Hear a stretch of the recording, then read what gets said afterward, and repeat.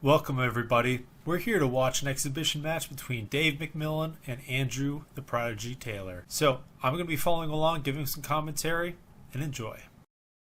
I am David the Rules McMillan, writer, author of the Modern Rules book, winner of the first NAOL season, tourney for season 1. Onslaught at the Edge, amazing event out there in PA. I gave it my all and I won my first tournament, so I'm very proud of that. And I'm proud to be in the rarefied air of the Prodigy himself.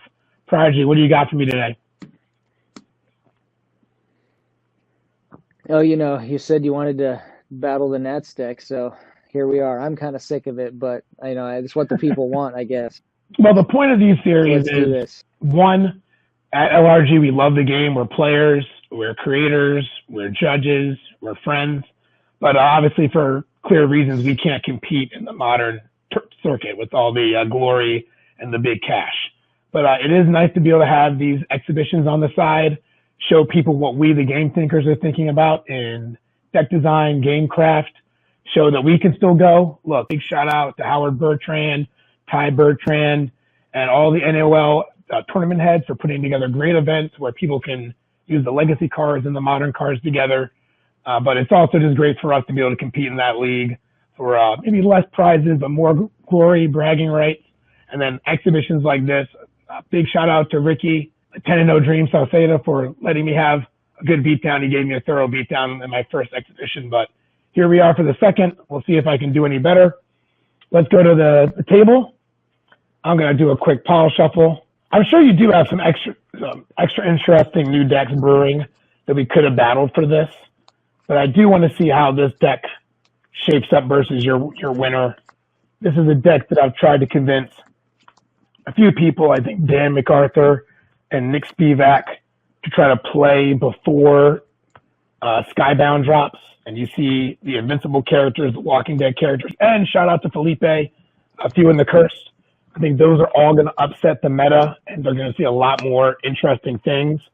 But there's also a lot interesting in the current environment, I feel, people haven't gotten to. So I'm sure you've got something interesting you could have brought, but I want people to see how this strength deck that I've been running pretty successfully online fares against Le Champion, the Prodigy, the Myth. I'm sure you have the solution for it, but still, if I do lose, I'm going to take my beating like a man. Do you want to rock, paper, scissors, or roll a dice? Or since you're the champion, you have a dice. Look at him, he's ready. Odd or even. I hate choosing. I prefer to lose the dice. I'll take even. Even, Steven. That's a 5, Me too. damn it. All right. I guess I'll go second. Alright, this is exciting. Dave McMillan's about to go first, but before we begin this match between Dave and Andrew, let's talk about their decks. Dave is going to be bringing Hercules, Mina Harker, Tarzan, and Reserve Billy the Kid in with the round table. Meanwhile, Andrew Taylor is going to be bringing Joan of Arc, Morgan Le Fay, Wicked Witch, and the Sheriff of Nottingham, along with Spartan Training Ground. Let's take a look at what their decks are capable of. One of the most pivotal characters on Andrew Taylor's deck is Joan of Arc. She's got this one incredible special called Early Feminist Leader, which gives all her female teammates and herself +2 to all actions involving combat and intelligence. It can really be a game changer because you can trade up on any of those type of colors. Furthermore, if Joan is KO'd, it's going to stay around in the astral plane, so it's just a crazy card. Joan also has some great offense in her 8.5 multi and her 4 combat, which lets her teammates make additional attacks.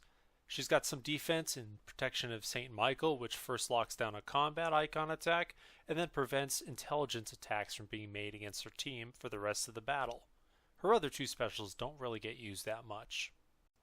Andrew's next character is the Wicked Witch. This 8-stat energy, 19 threat character is wild and possibly one of the best in the sets. She's got Harness the Wind, which competes with EFL for the best special in the set. Light it off and you get to shift every single one of your opponent's attacks for the rest of battle. This means you can stack all attacks of the same color onto a single character and effectively remove their KO threat.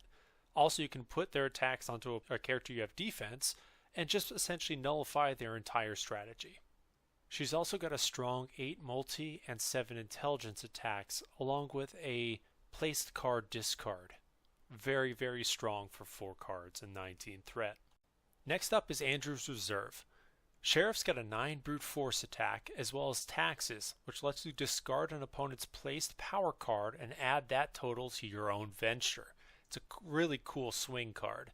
I don't think Andrew played his flaming arrows, but that 6 is a powerful attack that can burn a special card too. I saved Morgan Le Fay for last because she's the glue that holds this deck together. She's got so many great cards, but first and foremost we have to talk about her 3 combat Shapeshifters guys. This card lets you follow up an attack with a teammate special, which is incredible. Andrew could use this to throw one of Sheriff's 9 brute forces or taxes even though he's in reserve, or it can be used to throw one of Jane's inspirational leaderships and start a gigantic string of attacks. Crazy enough, but it also lets you throw a KO'd teammate specials, so you don't even have to discard them as unusables anymore. Finally, she's got a negate 1 per deck, as well as a full heal that can be used on any teammate. It's so good. Andrew's deck is so fast and brings a lot of spectrum pressure, and that's why he won the entire Nationals Championship using this deck. It's going to be a hard matchup for Dave to take on. And now let's turn to Dave's deck. Dave used Hercules as his tentpole character.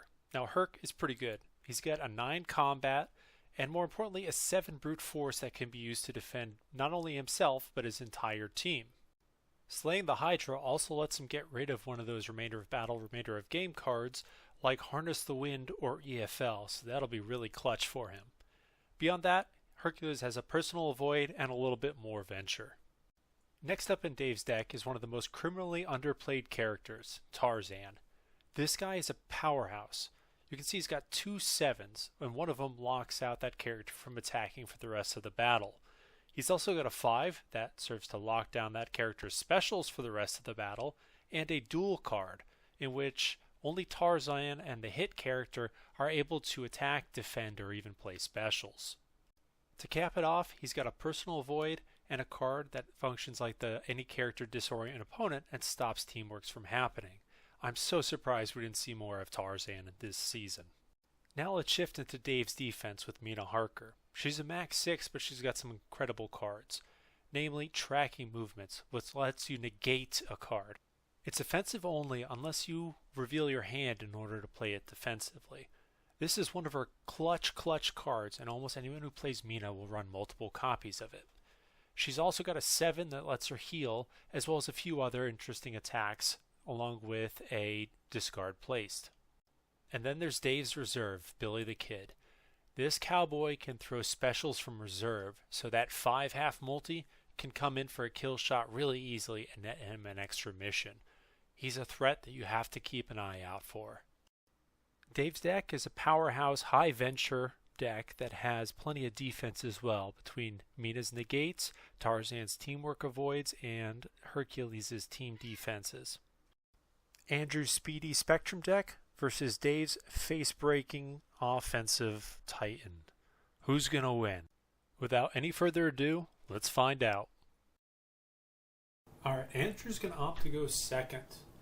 That's actually going to be helpful for Dave because his deck doesn't have a lot of speed in the characters that he brings, and so he gets an early initiative. But, on the second hand, he calls himself the King of Teamworks, so he does get some speed back through those universe cards. So let's see what happens. Good luck, gentlemen. Andrew wishing that Tarzan could be on his team. I mean, he's such a great character. I'm so surprised he didn't make more decks. And Dave does not have an early dupe. Andrew showing that he's got a dupe 7 to begin with. And Dave is going to begin by placing one of those said King of Teamworks, the 6 energy onto Mina. Let's see what Andrew places. Oh, it's Harness the Wind. Wow. Alright, this is one of the best cards in his deck, and he's going to be able to have that for any round that he wants. Congrats. That's going to set him up well. Another teamwork on Hercules, and an ally placed to Joan. So another speed booster card. Potentially he can use that to throw Morgan's 3, which lets him throw another chain. Anyway, 6 combat to Hercules. Now, it's a good venture, solid card. Not one that I usually even include, though, because you can get that 6 so many other ways, and it's usually a pretty strong suit in that deck. So Andrew's going to follow it up with a placed negate onto Morgan, and then Dave's going to put his own ally down, filling up the rest of his universe slots on his team. Whew. This is quite a hand for Andrew. Duality is amazing because you get to discard an opponent's card, so it could even be cashed on a home base, and then you get to draw for it afterwards. But luckily Dave's got his own version of a negate with the any character Merlin's Magic. So you've got quite a battle of place cards here already. Both players having some real bombs. Andrew's dropping that 7 that he duped onto Morgan. And then Dave puts his Cataclysm, a draw 4, keeping duplicates onto the round table. All right, this could be a probing hand. Both players have some really good cards placed. Dave potentially could have more venture here. Force Andrew to flush out a lot of his really big 1 per decks. So let's see what he does. Andrew does too as well.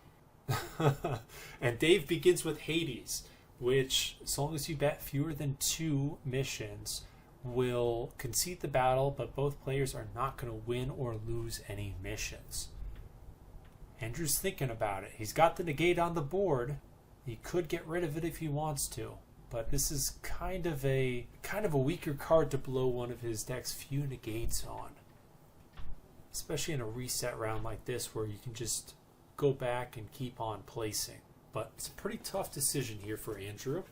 Andrew lets it through, and both players put their missions back. Dave had a disorient opponent, but Andrew didn't place any teamworks. Oh, and Andrew had his Cataclysm, Fairy Protection. He had a Gemini, and he had Morgan Le Fay. So he could have allied into that Morgan Le Fay, but didn't really have a lot to follow up that Morgan 3 with. So probably a good call to let that concede happen. All right, so the players are going to start dealing out their second hand, drawing their next set of 8 cards. And the revealed event is that all any power icons are going to be brute force for this battle. So that's going to help out Dave a whole lot more because Sheriff is in reserve and isn't going to be throwing any power cards. And Hercules and Tarzan have some decent brute force. Andrew's going to swap the cards in his own play set real quick to make sure that they're matching with what Dave has on his side. And Andrew's going to place taxes to the Sheriff that burn a placed card and take that venture. Now remember, Morgan can play that if he has her 3 combat, so that it could be a follow-up. Dave is considering. He's got a lot of power on the board and places an intelligence card to Tarzan, which could be pretty pivotal because Tarzan can discard an intelligence attack to avoid any brute force attack made on him, which remember, any power attacks will be brute force. Andrew places an ally, stacking up some more energy on his board, and Hercules gets a 4 multi-place to him. Whoa, Andrew busts out early feminist leader on Joan. That's his 2 trump cards in his deck already placed to his characters, and that's going to be really tough for Dave to overcome. I mean, Andrew's got the negate, he's got a discard place, 2 discards essentially, Harness the Wind, EFL. Yikes. Dave placed a 6 brute force to Mina and has more venture points showing for sure. But card count and venture totals are both really strong indicators, so it's pretty much a toss-up where this is going so far. A 5 multis placed to Joan to fill up her placing slots, and Dave's going to put his aspect down, a 4 energy on his home base. The Witch gets a 6 energy, so Andrew's showing a ton of energy. Dave can be feeling pretty good against the Spectrum at this moment. But let's see, we count up. Dave's got 14 total cards between his hand and his place card. And Andrew's got 12, realistically 13 with taxes, since there's a high chance that that can be playable. And Andrew just goes for a venture of 1. Dave ventures 2, and let's see if Andrew decides to stay in this battle. Andrew's considering. He's got a lot of cards he wants. Looks like he's in it to win it. Tosses that energy right off the bat, but he's not going to trade down with a 6 to block a 2. So he's holding on, banking on more of those energy hits coming from Morgan Le Fay. That follow-up special could be an attack, could be a utility card. Let's see what Andrew decides to pick here. It's going to be coming from the Wicked Witch. I doubt he'll be bringing his Harness the Wind into play. There's really not much going on this round. Dave would duck out, easily lose his 2 missions to get rid of Harness the Wind. Witch is going to throw a 8 multi and gets EFL into play. So he's calling one of those suits. I missed which one he said, but that's going to be acting 10 multi. And Dave has a Freya, so that's going to block the attack. But Joan of Arc's EFL is an astral plane card, so the attack gets blocked. EFL's in play until it is negated or removed with a remainder of game, remainder of battle wipe like Hercules has. So this is really tough because we went from a 1/8 character on Andrew's lineup to now he can potentially have 9s coming across the board from both, or mainly from Joan of Arc, but all those mid-range cards that Morgan can play are going to be that much stronger too. So Andrew's got 2 cards left. Dave throws an ally onto Joan. See if we can get some damage onto her. Maybe remove some of her speed cards from the mix. Tarzan threw that ally. And Andrew says, all right, I'll take it. And there is Hercules' one answer to Joan. Slaying the Hydra. Slaying the Hydra to get rid of one of your opponent's placed universe or special cards that says remainder of battle or remainder of game. So it could be something that he could have used against Harness the Wind, but with EFL already out on the board, that's one that he just needs to get rid of. Good job having that in your hand, Dave. And it goes through. So he's gonna hold that negate, probably with that on the sight set. He's reserving it for the draw 4 Cataclysm. Andrew fires off another ally, but this time Dave doesn't want a second color on Mina, so he's going to block it. Ooh, and then Grim Reaper comes out as the follow-up card, and that's going to draw a negate, which is actually a little bit of a questionable call depending on what Dave has in his hand. If he called Intelligence, that'd be 4 cards pulled off. If he called Combat, that would also be 3. So 3 actions against the Reaper, probably worth the negate, even though there's some hefty stuff coming from Andrew. Another multi-swing coming through with another ally. That one was placed Tarzan, and that's a second color in Joan. Now Andrew knows that EFL has already been played, so he may be more willing to get rid of her, or at least take some hits and risk that. But it's going to be something that, his Gemini's down, so EFL's out of the game. But Joan's still got 1 or 2 4s that lets her teammates make attacks, and her 8 half multis. So he doesn't want to lose her too early. Not to mention that defensive combat avoid. He's going to go ahead and train up that 5 in order to block the 6. So Andrew's going to blow his duality. It's going to land. And Andrew's going to hit the draw 4. Yikes. That's hard. I mean, at least it came from a 1 per deck. But that draw 4, keeping duplicates, could have been a really strong card for Dave. So that's going to be a big loss. He stays, it looks like he's going to stay in though, despite the fact that there's a couple big placed power cards. So he's hoping that maybe he can get a teamwork string off, since Andrew's only got a single card left in hand. Now this could be a good time to pressure Joan for, well, Joan can't really get KO'd on this, but get a second character loaded up on some venture and damage, and make that Harness the Wind that much weaker of a card. So let's see what he ends up doing here. And Dave runs. Oh, and Andrew is pointing out now the event that Dave had played, make any power games brute force. So if that any power teamwork had been thrown, that would have been a KO hit on Joan of Arc. I think Dave had forgotten about that for a moment, sadly.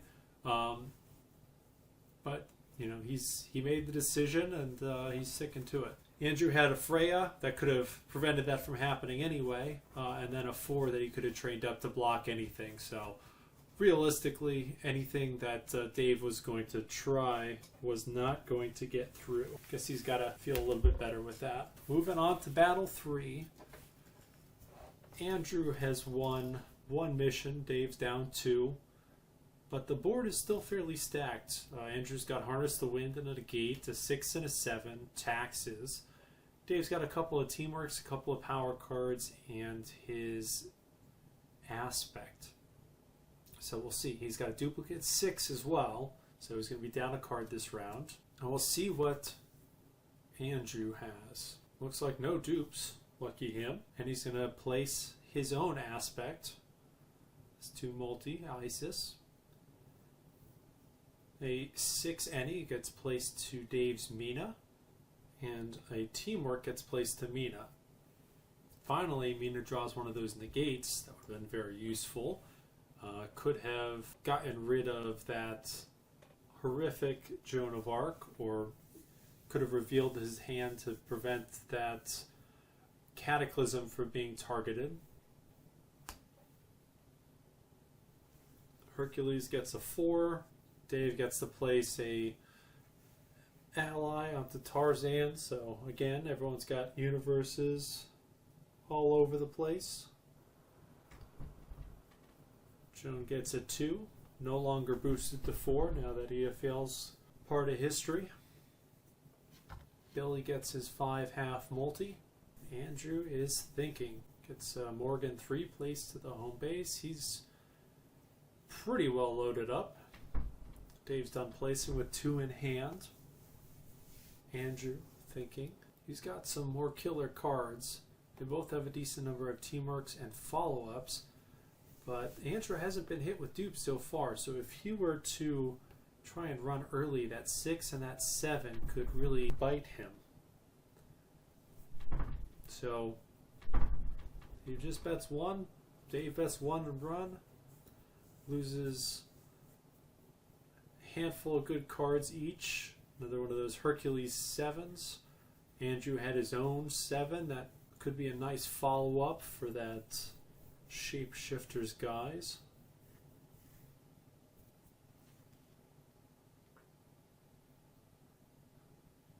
Dave's got another dupe.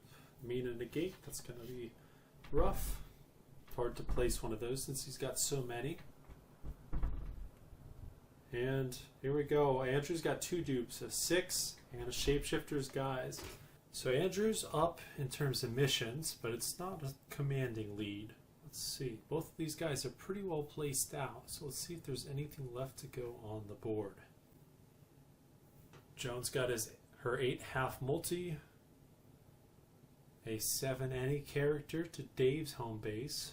His round table letting him place one of those any characters. A strong amount of energy showing. 5 in hand for Andrew, 6 in hand for Dave. And I think they're going to be done placing with that. They're just so full that it's going to have to be a battle. One of them's going to have to make a move, or else they're just going to keep duping out. Andrew's thinking. He's got that 8. It's going to be powerful. He's got a couple of good teamworks. But those are hard to throw against Tarzan because Dave could be holding on to his no teamwork or cancel teamwork card. It's all a matter of, does he think he has enough to push Dave? Dave's numbers, he's got 11, 15, 21, about 30. Oh, there we go. Andrew's going to bet 4 for the 1, giving Dave 2 cards. He gets 1 dupe, 2 dupes. All right, so it's going to stay. He's going to stay 6 cards to 5 cards. Dave shows that he had an 8 in his hand and a Mina 5. So he actually lost information because of that big bid, which is really rough for him. But let's see. Let's see where this hand goes. Andrew's got a ton of choices, trying to figure out what it's going to be. It's going to get him the victory. Now, OverPower is pretty amazing because depending on which attack that he does first, the whole round could be different. So Andrew knows that he's picked out his choice. He's going to be picking the shiny shoes, and he's asking Dave for a clarification question. You know, as Dave's the rules McMillan, knows the game better than anybody. But Andrew wants to know how much information he has to give Dave. So Dave says, you just have to tell the character that you're targeting. And Andrew says, this attack is going against Mina Harker. That's it.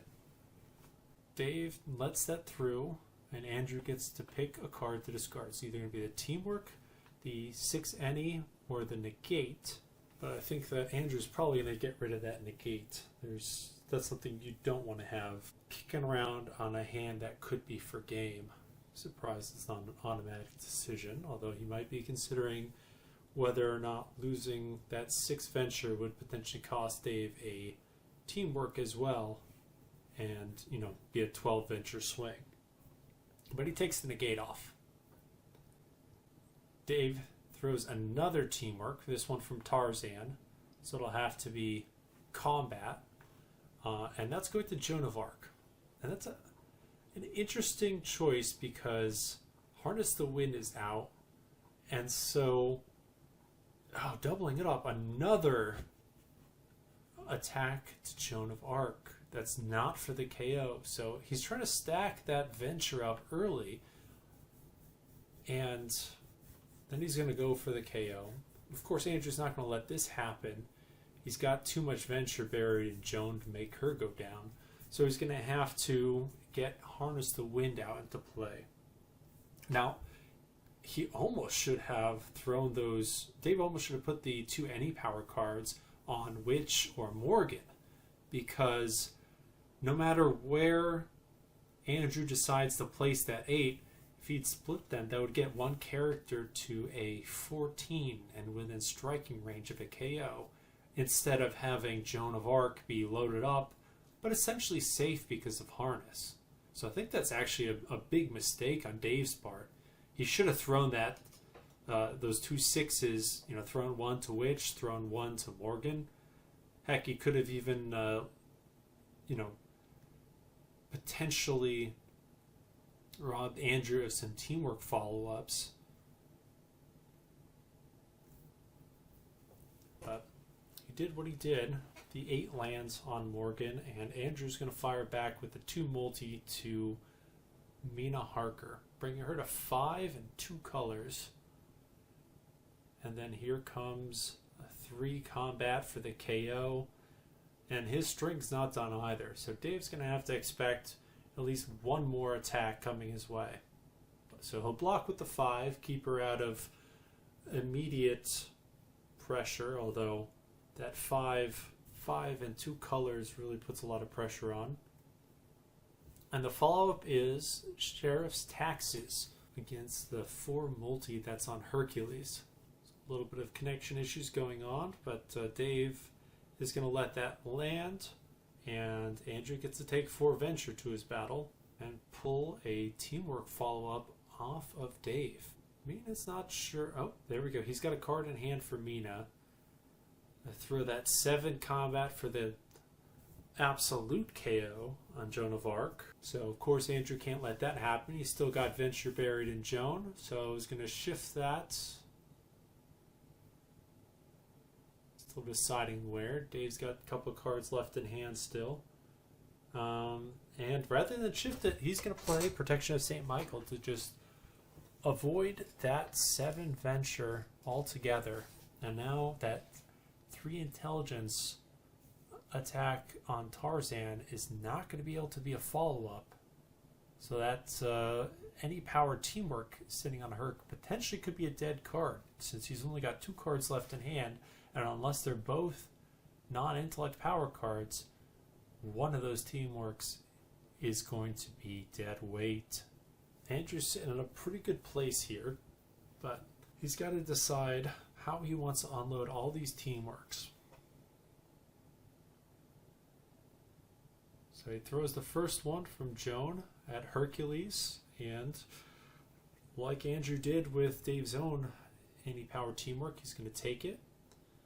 But unlike Dave, he didn't just stack it onto a character who's got plenty of Spectrum KO, and instead put some pressure on Hercules, which gets an 8 energy follow-up. Hercules bringing him up to 14 points of cumulative, and for the KO, a 7 coming across as an 8. Wow, one shot just strings Herc down. Wow. He just crumbled. Dave's making sure that he can try and get some sort of victory here still. That teamwork cannot be shifted to Joan, or else that would cumulatively KO her. So either 2 colors to Morgan, or you might shift it over to the Wicked Witch. Now, Dave's sitting on a ton of energy cards showing on his board. There's 2 of them sitting on his home base. Now, it could be dangerous to have 2 of your color suits from your any character set. In this case, his aspect and his any character be the same suit, because that just doesn't bring a lot of spectrum pressure. But I guess he's going more for those big cumulative hits. So Dave just throws a flat-on 7 at Morgan. Andrew's going to train that up, get a nice 7 for 4. And it's back on Andrew. He's got a pretty commanding venture lead right now. Oh, excuse me, I'll take that back. It's actually pretty well tied. We got 23, 27 for Andrew against 25, 29 to Dave. I did the math wrong there. 24. All right, so here we go. Andrew's going to follow up with the teamwork. Try and get a venture lead going. Throwing it at Mina, so it's really not something that Dave's going to want to block. So he's going to eat the 6. And then he's got a choice of follow-ups. Could be the energy, could be the combat, could be both. And here comes a 6 for the pain, as he says. Not going to be contributing altogether too much towards KO. And then Andrew's deciding whether or not to do a second follow-up, and decides against it. Leaving for defense. Dave realizes that he's got to catch up on venture as well, so he just chucks a 4. Now, I think this was kind of a mix-up as well, because he should be trying to pressure a cumulative somewhere else, give Andrew harder choices to make, because he can just put this 3rd energy attack right back onto Witch. She's going to have striking distance of a cumulative, but unless he's got some real juice left in his hand. Oof. Andrew follow-ups, got that 8 half multi. Dave can't do anything about it, so he takes another 8 venture, and Andrew's going to take that 3 onto Morgan. Now, this could have been a little bit of a bad play here, because that 5 doesn't kill anyone. Or I guess it would KO 2 characters, but Andrew doesn't have that pressure right now on Morgan Le Fay. So it really depends on what Dave's got in hand here, because the venture counts can be kind of close. Dave's got 43 venture if that 5 lands. Andrew's looking a little bit lower than that, but he's got a negate sitting on the board that can get rid of a good chunk of venture against him, namely probably that 7. And he's sitting with 1 card left in hand too, plus the 2, perhaps 3 fighting that's placed to Joan, so he's not out yet. Although Tarzan can use that intelligence card as defense. So Morgan's going to take the 5/2 multi. It's going to be shifting. Turn's going to shift over to Andrew. And yep, he gets that negate off. Doesn't want any characters to go down. And he removes the 7. That's a huge venture swing. That's where stacking all that energy up really early on is probably going to hurt Dave, especially with throwing all the cumulative pressure onto Joan of Arc early. Because imagine if that one of those 6s even had been on Morgan or on Wicked Witch. Andrew would be looking at a KO'd character. Dave doesn't have anything left. He's just got a training card in hand that would have been very nice for that placed card. But that's rough for Dave. That Protection of St. Michael that Andrew played really locked out Dave's deck. And then the 2 cards that he gave him were both dupes, so that set him back quite a bit. Andrew was sitting there with Harness the Wind, and you can see how that just won him the game, where he was able to stack that energy cards anywhere he wanted, move all the heat off of Joan so that he was free to play the teamwork, he was free to play the 8/2 multi. Wow. Good game, Dave and Andrew, but the Prodigy keeps his title, he defends it, and we'll have to see what the next challenger does. So everybody, thanks so much for listening. Hope you enjoyed this awesome brawl between Dave and Andrew, and catch you next time.